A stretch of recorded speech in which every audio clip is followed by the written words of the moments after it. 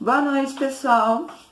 Aqui quem tá falando é a Ananda Penhananda, terapeuta tântrica e terapeuta integrativa.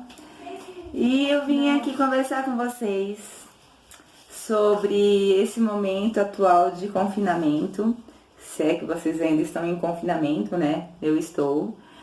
E como que vocês estão se portando, o que é que vocês estão fazendo, se vocês estão retirando esse momento para autorreflexão, para autoconhecimento. O que é que vocês estão fazendo? Se vocês estão levando isso para um autocuidado, se vocês estão trazendo, aglomerando valores para vocês mesmos, né? Porque, olha só, boa noite, Tadeu, tudo bem? Quanta coisa que a gente pode parar para se perceber, né? Ficar tantos dias em casa, assim, pode, como tem bastante comentário no Facebook, pode surtar, pode brigar com a família, pode fazer tanta coisa, assistir Netflix. Mas quanto que a gente para se observar, observar os nossos pensamentos, observar o quanto a gente inconscientemente se critica, inconscientemente reage, inconscientemente se julga, inconscientemente faz coisas que está acostumado a fazer e nem se questiona em relação a isso, né? Então, trazer esse momento para um autoconhecimento de forma geral, porque alguma coisa de muito boa pode sair de tudo isso, sabe? Como aquela questão de quando a pedra, quanto mais comprimida, quanto mais pressionada, é dali que ela vai estourar e vai sair o melhor dela. É mais ou menos aí que você vai pensar em você. O que é que tem de tão bonito em mim que eu não deixo sair, que eu reajo, que eu não consigo deixar sair, né?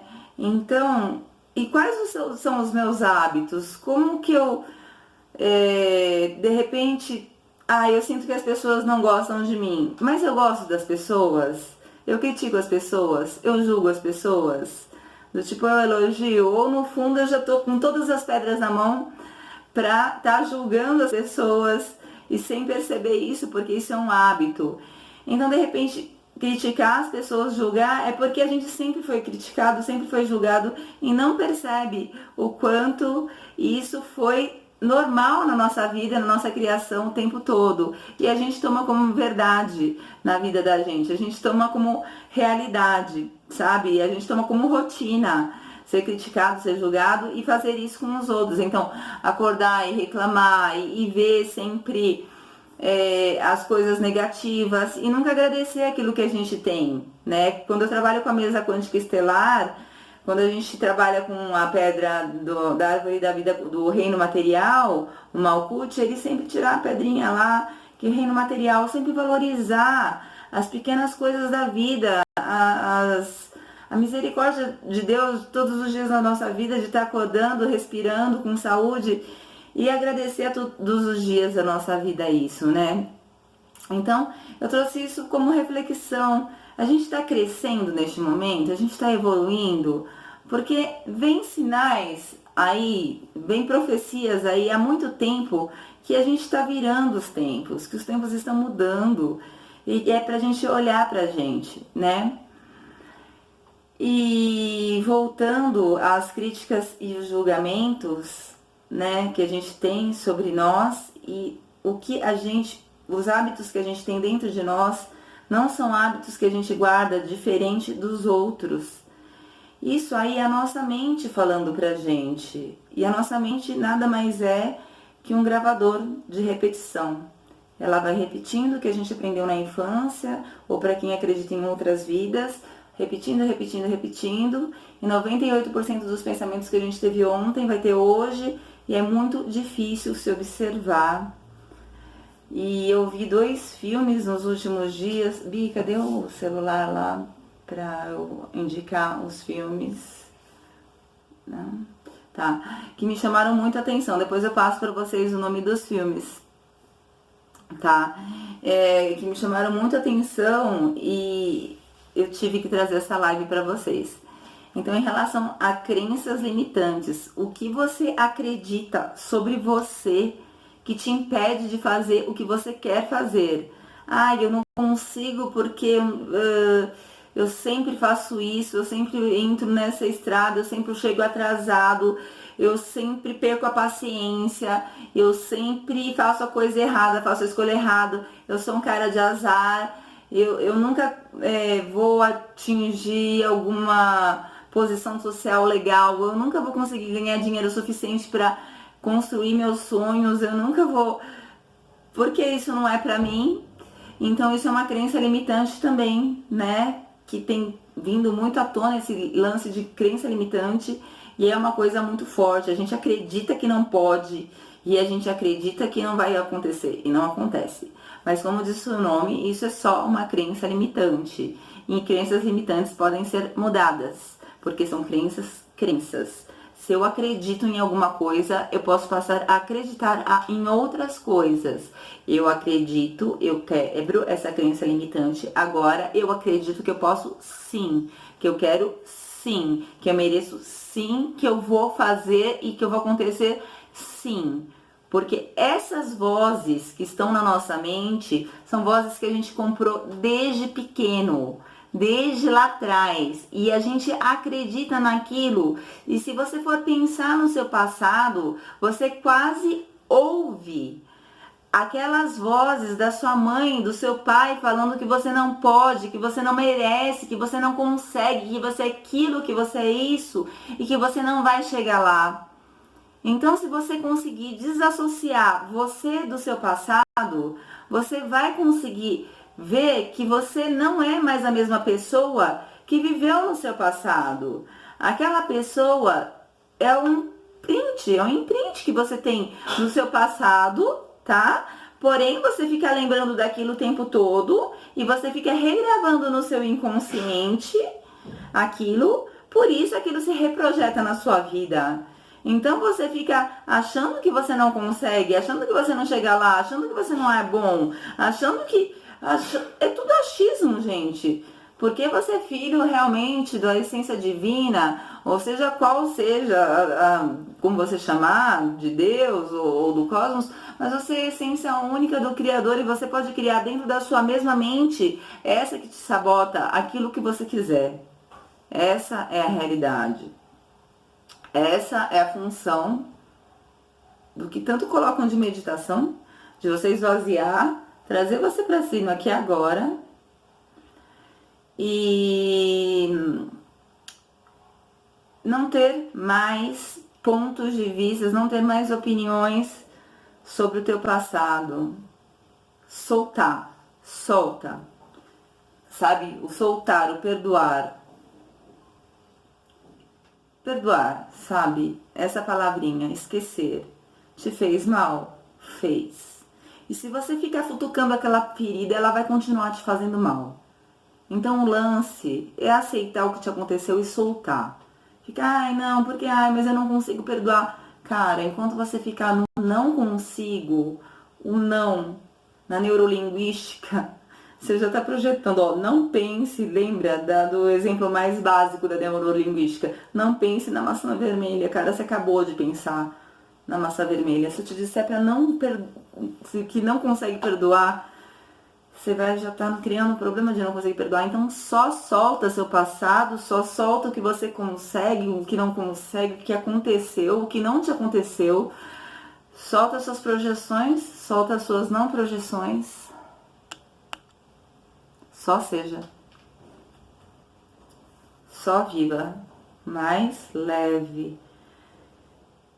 E cada coisinha que você vai descobrindo, cada dia que você vai vencendo sobre si mesmo, que não é fácil, porque você pode vencer um dia e tropeçar no outro e tá tudo bem, tá tudo certo. É como se fosse uma casquinha de cebola que você vai tirando para chegar lá no íntimo de si mesmo, né? Então, não é fácil, mas o lance é não desistir. É uma busca eterna, né? Então, essa mente, ela vai estar eternamente dentro de você, buscando uma forma de te sabotar e dizer que você não consegue. E é mentira, você consegue. Tua mente mente o tempo todo. Ela vai dizer que você não consegue, que você não vale nada. Como diz a música do Renato Russo, que seus sonhos nunca vão dar certo e que você nunca vai ser ninguém ou alguém, enfim. Mas respira, para tudo. Eu acho que esse momento de confinamento foi muito importante e é muito importante. Eu acho que não é hora de voltar para as ruas ainda, dentro das estatísticas, né, do Covid-19. Não concordo. Vocês que me desculpem, vocês que me excluam, mas não concordo com o presidente que é hora de voltar para a rua ainda. Eu acho que ainda está na hora de se cuidar, de não contaminar. E não estou em atendimento ainda, né? De olhar para dentro e ainda ver tudo que a gente não consegue ver no dia a dia, de dentro pra gente, e solta. Solta as expectativas, solta as amarras, solta o que você não consegue soltar, sabe? Em relação às expectativas, o mundo tá tão cheio de expectativas, de que as coisas vamos dizer, vai, o mundo acabou durante alguns dias, vai. O mundo tá estranho, o comércio tá fechado, só tem mercado, tem que voltar logo pra casa, não tem quase nada. Tá, mas mais um dia, mais um dia, mais um dia. Por que é tão terrível olhar pra dentro? O que você não quer ver? O que vai estar tão aterrorizante? Por quê? O que você não quer enxergar? Será que de repente dentro dessa coisa de você não querer enxergar, você não pode achar coisas lindas aí dentro? Coisas interessantíssimas aí dentro que você vem ocultando de olhar para você? Por isso a importância da literatura e também de acrescentar a sétima arte, que também é o cinema que eu sou apaixonada, né? E as outras artes que te trazem, né? De dentro para fora, a música, a pintura, né? E pelo qual o seu talento te chamar. Eu gosto de escrever, já gostei muito de tocar. E eu não tô vendo nenhuma pergunta que talvez eu tenha desabilitado. A primeira vez que eu faço uma live em notebook. Se tiver, eu respondo depois. Tá? Não tô vendo quem entra. Às vezes eu vejo, vi que o Samuel agora curtiu. Tudo bem, Samuel? Normalmente eu passo respondendo, né, as lives. Então é isso. Eu vejo assim, uma urgência, uma super urgência. Eu vejo isso em relações, por exemplo, na massagem tântrica. Às vezes a pessoa me vem procurando na massagem tântrica uma questão de disfunção sexual. Anorgasmia, por exemplo. Ela vem buscando uma questão ou disfunção erétil. Uma questão, para uma questão tão séria, se somatizar no corpo, tá? A gente já sabe que a gente tem vários corpos, né? Corpo energético, corpo sutil, corpo astral. E, enfim, ela se somatizou no corpo devido a alguns traumas, algumas couraças emocionais, devido a relacionamentos anteriores, devido a várias questões psicológicas, alguns casos a questões fisiológicas. Leu uma série de benefícios em relações à massagem tântrica, né? E de repente leu só superficialmente. Ah, meu amigo falou, minha amiga falou que a massagem tântrica faz milagres. Aí acha que a massagem tântrica é o milagre da benzedeira, né? Do tipo assim, vai fazer uma sessão de massagem tântrica e nunca mais vai ter uma disfunção erétil na vida. Nunca mais vai ter anorgasmia. Calma, esse trauma, ele foi causado por uma sequência de traumas ou fatores que talvez seja rejeição, a gente não sabe, porque o leque é muito grande,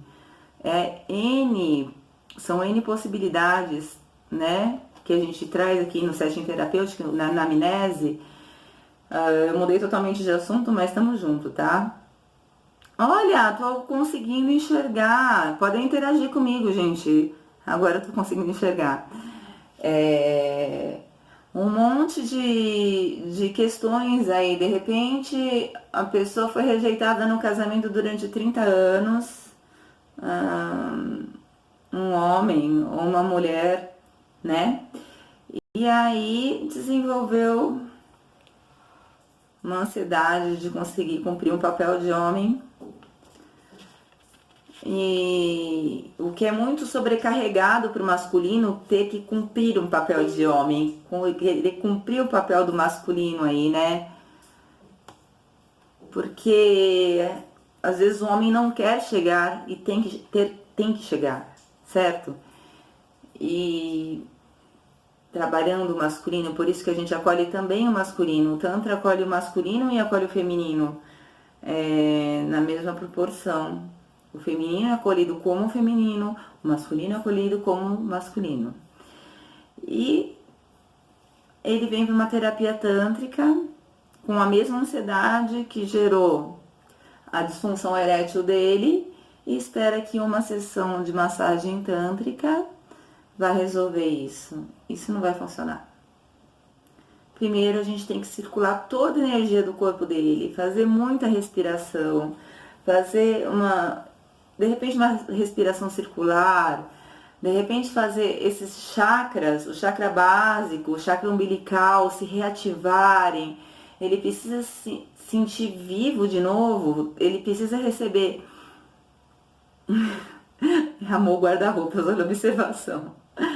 Rejeição não é um fator, né, Samuel? Que bom, povo! Depois de 15 minutos de falar como vocês estão reagindo. Acho que vocês não estavam querendo muito ouvir de coronavírus, não, né? Falou de Tantra, é sucesso garantido. Aí, o que eu tava falando, Bi? Gente, o que eu tava falando? Falando que rejeição é um fator. Meu último relacionamento foi um desastre, exatamente isso, não chegava muito. Então, às vezes vocês como homens, né, eles como homens, chegam, eu tenho uma assistente aqui do meu lado, minha grande amiga, minha filha, ela são obrigados a chegar junto, mas às vezes o clima entre vocês está tão tenso e tão denso que primeiro uma conversa, né, gente? Nem sempre a culpa é do homem, nem sempre a culpa é da mulher. Essa palavra culpa é uma palavra muito pesada. Às vezes vem lá de trás, vem lá do namoro, vem lá, a gente nem sabe se o casamento foi natural, foi imposto pela religião, nem sei, são N fatores, como eu disse. Mas não tem, vai para uma relação sexual e tem que cumprir o fator sexo, penetração, mas tem cobrança dos dois lados. Tem o abuso feminino, não é só abuso emocional feminino, existe abuso emocional masculino, sim. E os meninos, eu chamo os homens de meninas, porque também eu sou mãe de um casal, né? E vocês têm que ser olhados, sabe? Então, a ansiedade. E tem tudo a ver com esse contexto, tá?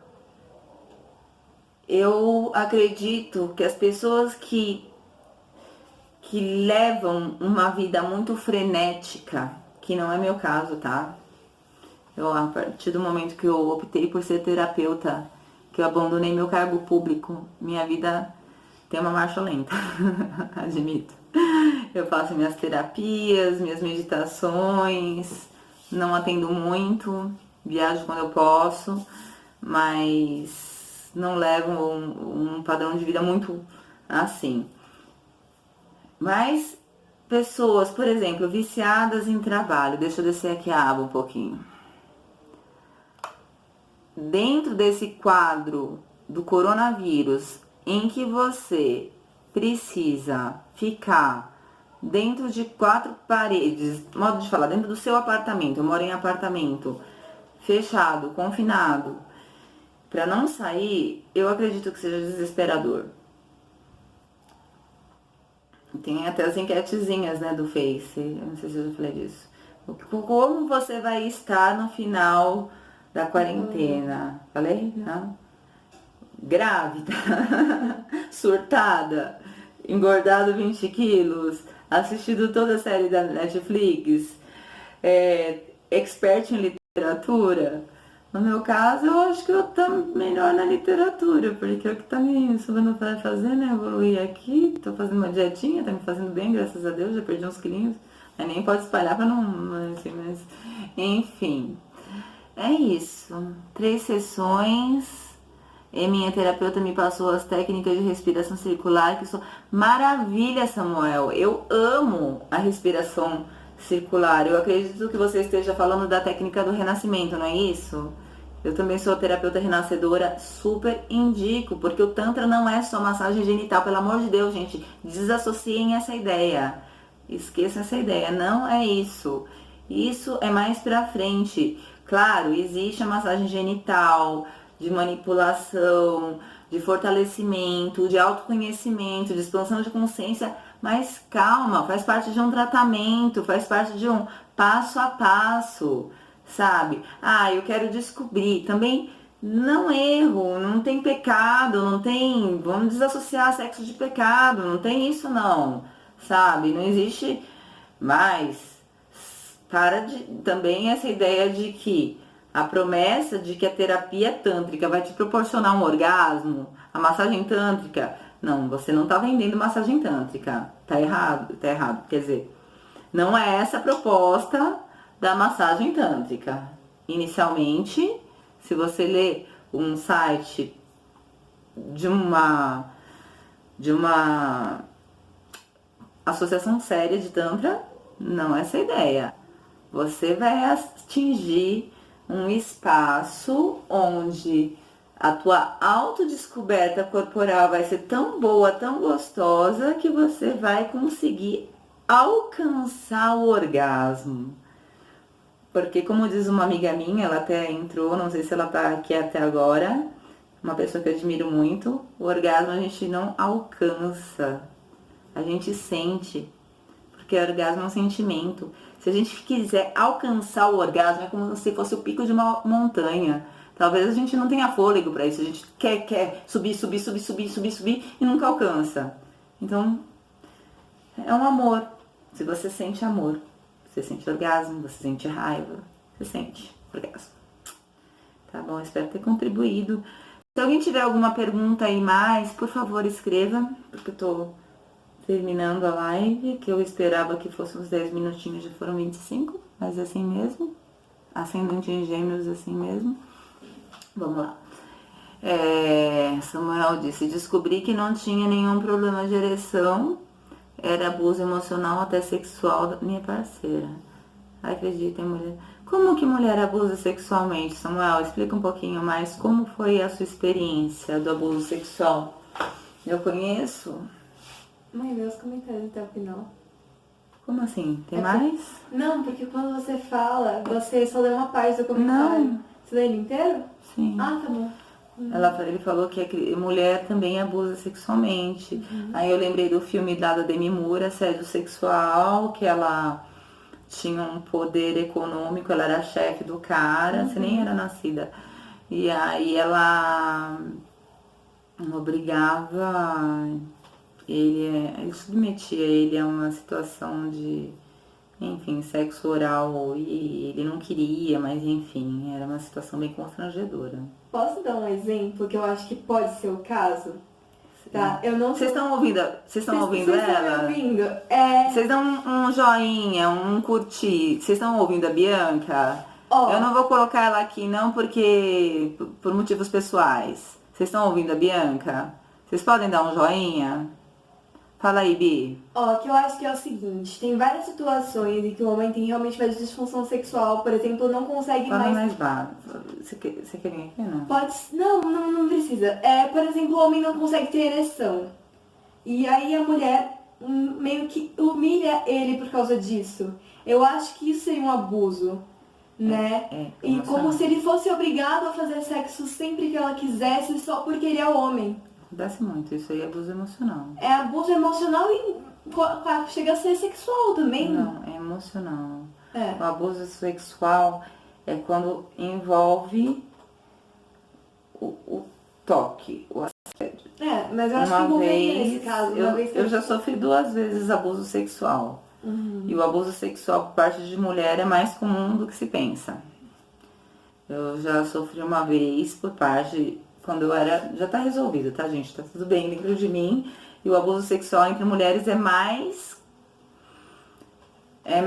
comum do que se pensa. Eu, uma vez, quando eu era muito criança, numa festinha por um avô de um amiguinho meu, e bom, enfim, a sociedade é tão hipócrita que se eu falar, vão negar, enfim. E uma vez por um chefe. Enfim, que me senti muito constrangida. Assuntos proibidos, nomes não dados, que... Olha só, eu falo que tá resolvido, mas eu me constranjo em falar, né? É a casca da cebola que eu tô te falando. São tantas casquinhas que tem que falar que talvez eu ainda tenha que trabalhar numa terapia convencional ou numa terapia tântrica. Ou em qualquer tipo de terapia, né? Mas esse negócio de abuso sexual...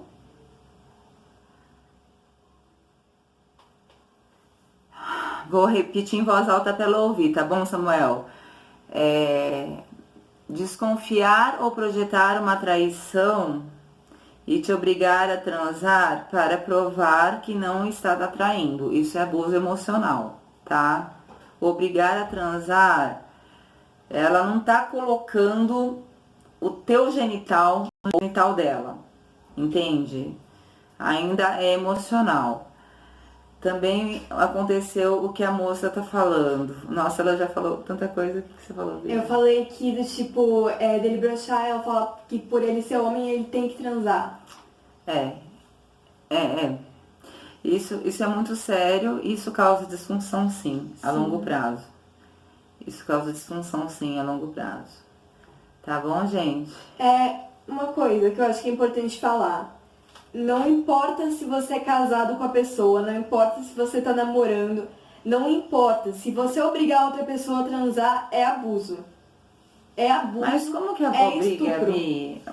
Se você pôr uma arma na cabeça da pessoa, você obriga. Eu acho, eu não tenho uma formação nisso que nem minha mãe, mas na minha opinião é abuso, porque vai deixar um trauma, sabe? E se, por exemplo, eu já ouvi muitos casos de a mulher tá dormindo e o homem, como é marido, pode, entre muitas aspas, entende? Mas é estupro do mesmo jeito, vai ficar no inconsciente. Se ele penetrar sem ela consentir, é abuso sexual. Se ele forçar na chantagem, é abuso emocional. Na chantagem. Se eu tiver errada, amanhã eu abro uma live só para falar sobre isso. Eu vou estudar isso mais fundo, tá bom? Beleza? Pergunta se eles querem uma live só sobre isso, seria muito Pode ser, Samuel? Pode ser? Para desmistificar até onde termina o abuso emocional e começa o abuso sexual, exatamente?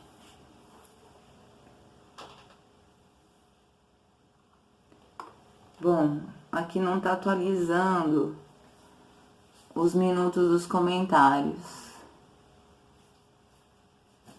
Mas é isso, gente. Até fontes seguras, o abuso sexual, até onde uma pessoa toca a outra sexualmente e obriga. No caso do filme Assédio Sexual, da Demi Moore, que foi há 30 anos atrás, pelo menos. Eu era muito nova, né? Obrigada. Então tá. Então amanhã eu trago esse tema aí pra diferenciar abuso sexual de abuso emocional, tá? Já venho falando de tantra porque não adianta eu querer mudar de área. Minha área é essa mesmo. A pegada começa quando começa a falar de tantra. Tá bom, gente? Obrigada pela audiência. Boa noite. Tava com saudade de vocês. Obrigada, Bia.